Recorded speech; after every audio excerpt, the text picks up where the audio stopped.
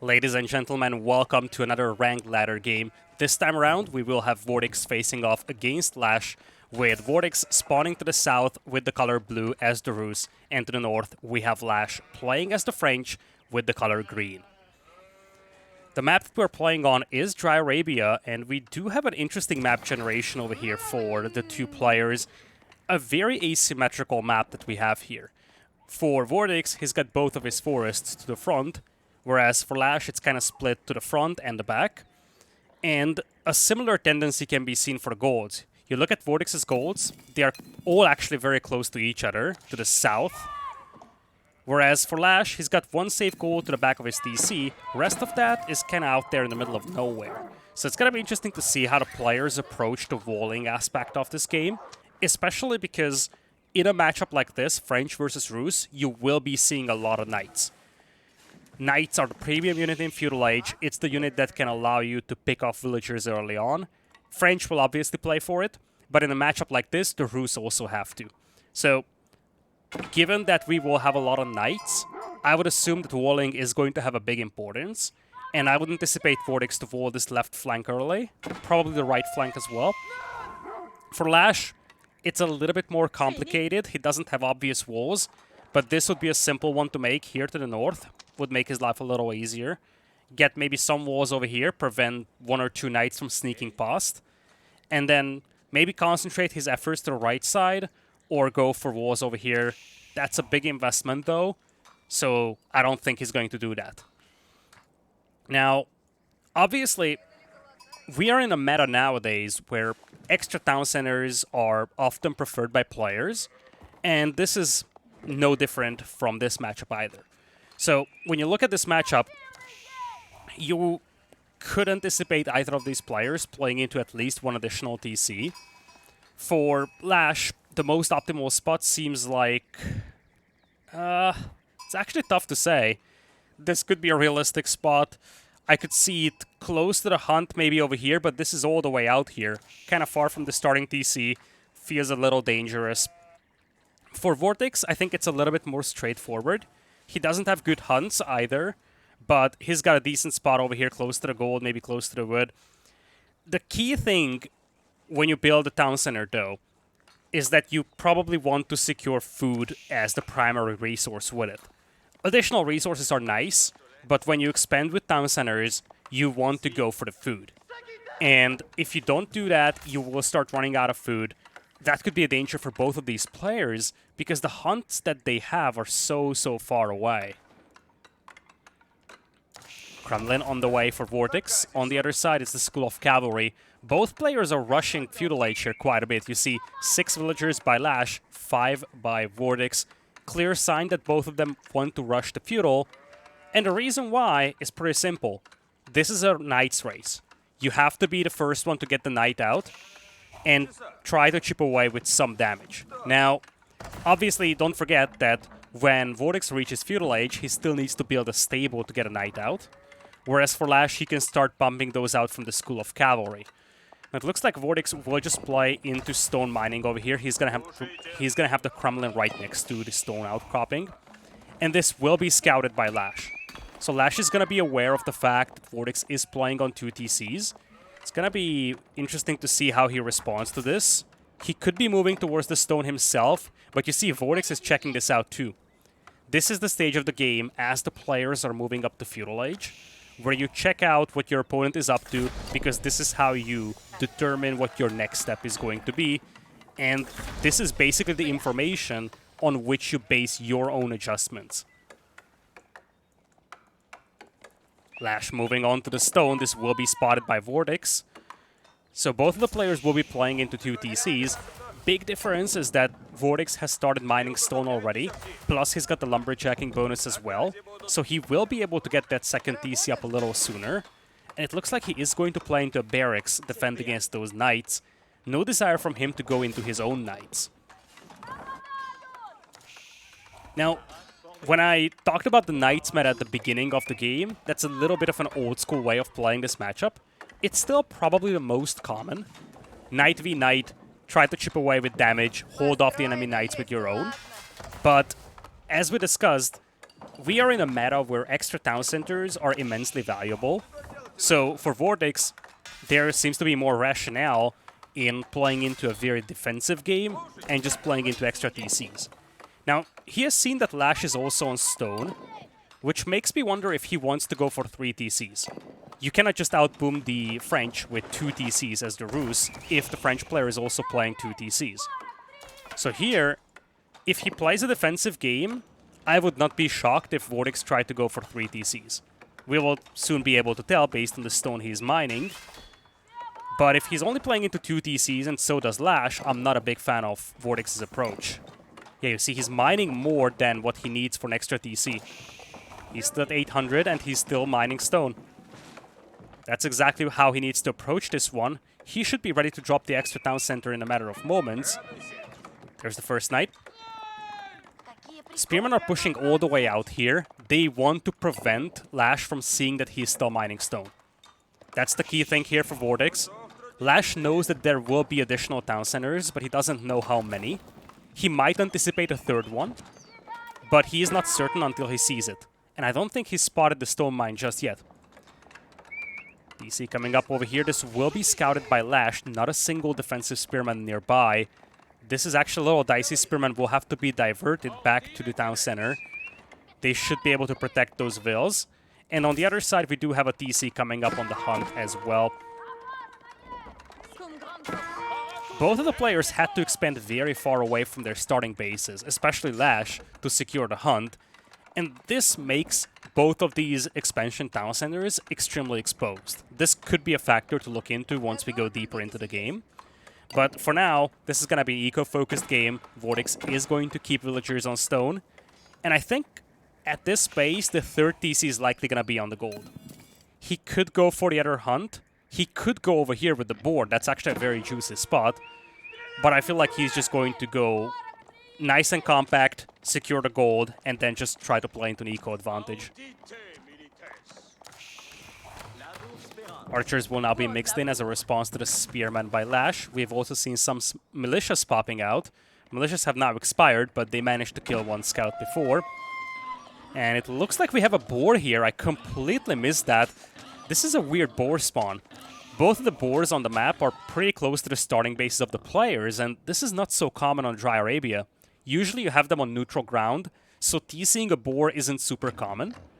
Here is the beautiful TC by VortiX, gold, wood, boar, as good as it gets. And on the other side, I didn't even notice that there was a boar here in the corner. This is a very nice town center spot for LasH.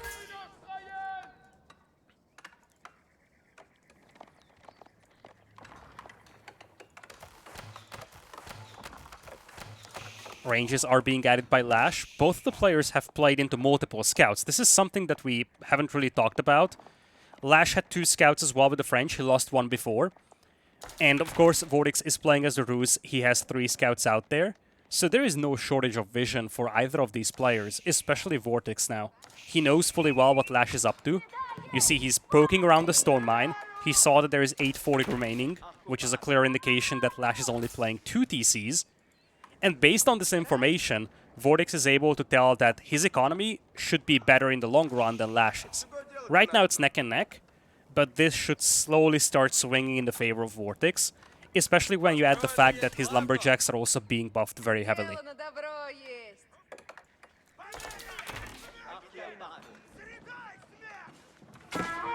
Spearmen are poking around the gold mine over here. They do spot a lot of villagers on gold. Now, one of the ways to tell if your opponent wants to go to Castle Age is the amount of gold miners that they have working. Obviously, with the French around, you cannot be certain that, you know, this many gold miners, right now 6, is just for Knights production, or this is something that you want to use to get to Castle Age with. But one of the things that VortiX will do from time and time again is poke around this gold mine, see how many gold miners there are, because based on that, he could tell whether LasH is going into Castle Age or not. Some walls coming up on the left flank. Small investment, but I love it. Also secures a relic over here for VortiX. There's a relic here as well. So VortiX would have 2 relics to work with. And now he's looking to potentially double down on this feudal age aggression. You see, he's walling up back at home. Means that the knights from LasH won't be able to counterattack and punish him. And now he's going heavy into the stables, double ranges as well. There's a barracks adding spearmen. He's going for a large mix of units right now. But don't forget, this TC is exposed. We talked about this. So this is definitely a prime target for VortiX. And if he's walled back at home, LasH will struggle to counterattack and punish with the knights. Slowly but surely, VortiX is taking over on the villager department, as you would expect from a 3TC player. Blacksmith now on the way for LasH. Same thing for VortiX. Here come the knights. You see, VortiX is focusing down the spearman. He wants to deprive his opponent of vision. Looks like the knights will be pulled away just in time. Nice little micro there by LasH. He picked off a villager, or that's a spearman actually. He picked off a spearman, pulled away the knights before he lost both of them. He does not have chivalry, so he won't be able to heal these guys up though. And this is a weakness that VortiX could exploit. Behind this, VortiX has been building up knight numbers quietly, and he's yet to show them to his opponent. So when these knights arrive, this will be a bit of a surprise for LasH. Not necessarily the fact that there are knights, because he's facing a Rus player. The amount of knights will be the problem for LasH to face. Here come the knights.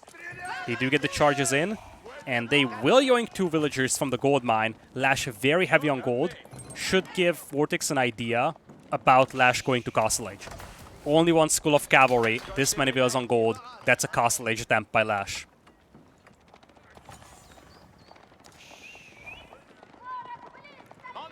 Looks like LasH will be attacking though. This is a weird choice to me.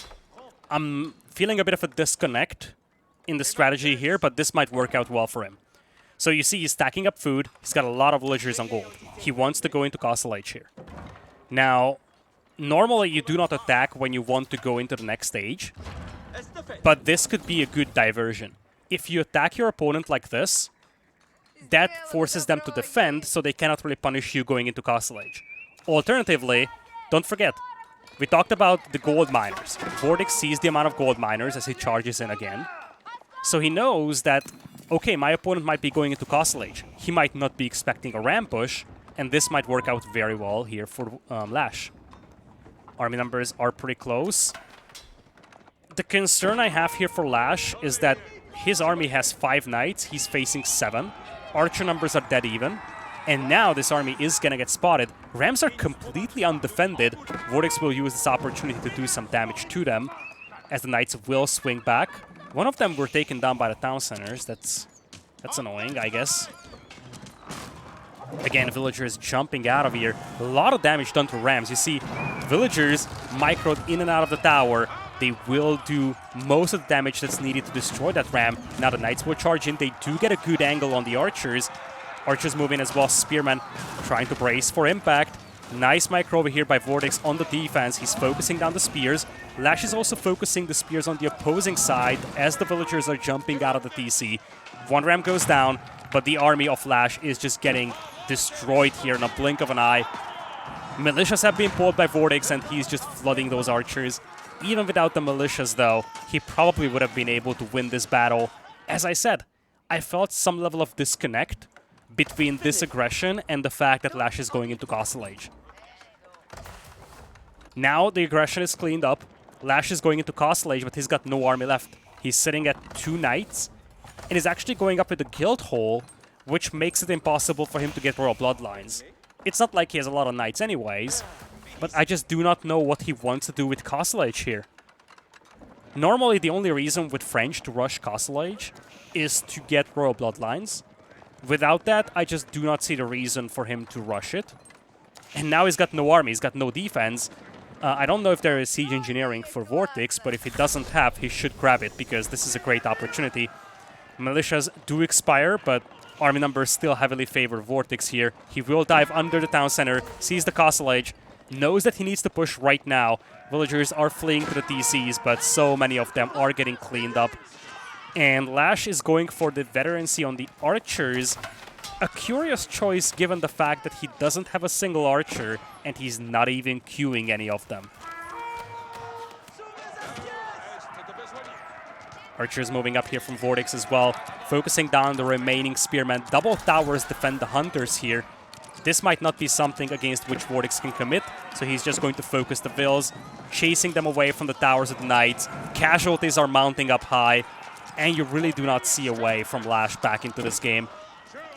Again, I feel like it goes back to him trying to go to Castle Age while also being aggressive.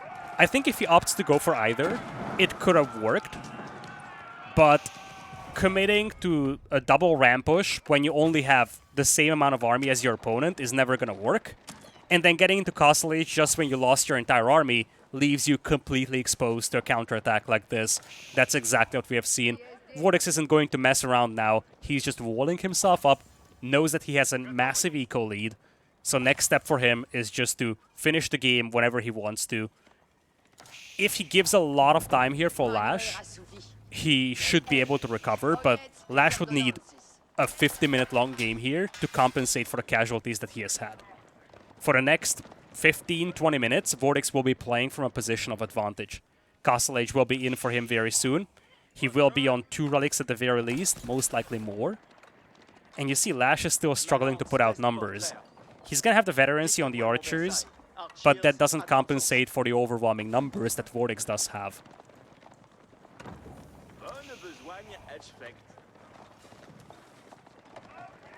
Veterancy on the Knights in as well for LasH, but once again, numbers heavily favor the Rus player here. Spearmen will charge in, Knights will evaporate, so do the archers. And you see the keep, that was the plan for LasH. He wanted to get to Castle Age for the keep. That will give him discount on the Arbaletiate, that will give him discount on the Knights. But when you do not have any functional villagers working, it's just to no use. Towers will go down, Hunters are going to be gone. And we're getting close to the point where VortiX can commit against this town center. Stone Mine now have been found as well by VortiX. He will focus the vills, and there is just nowhere to go right now for LasH. That defensive keep will prevent aggression from the south, which will likely just prompt VortiX to target this town center, and also, of course, pick up the relics, maybe even go for a forward keep himself if he wants to. LasH just struggling right now, 1 army against 50. This is such a tricky spot. I guess, given the fact that this game is pretty much over, I think this is the time where we discuss why. What was the problem over here for LasH, and evaluate what could have been done differently. Now, obviously, I'm not trying to say, hey, he's a pro player, he should do this and this because he knows well. And of course, he is limited on vision. We see everything, players do not. But when you look at this game, when you look at how LasH has played it, he's playing 2 TCs with the French against 3 TCs from the Rus player. He will fall behind eventually in eco. One of the things that he can do here is play aggressive feudal age, try to chip away with villager picks, get the chivalry tech to heal up the knights, play a knight war in which he can slowly grind the enemy eco down, every once in a while chip away with a couple of villagers, as I mentioned. And while he's doing that, he can start banking up resources for Castle Age, get the keep going to get the discount on the units. The problem was that he wanted to go to Castle Age while also making a push. 2 battering rams are very expensive. You have to go for siege engineering as well as the tech. You invest into all of that, but you do not fully commit to the push. The push gets cleaned up. You get to Castle Age, but you have no standing army. If he opted to go for the push, all in, it may have worked. I'm not so certain. I think pushing the Rus, especially when they have all the militias available, is challenging. But alternative could have been to just play a defensive game, stay back home, get to Castle Age, get the keep going, get the discount, and then play into that. I do not know if that would have compensated for the extra town center that VortiX had. But at the end of the day, that would have secured him some map control, get some relics going, Guildhall could have given him some extra resources. That could have been a way to play this game. Anyways, hopefully you have enjoyed this cast. If you did, please like and subscribe to the channel. These metrics help me a lot, and I will see you in the next video.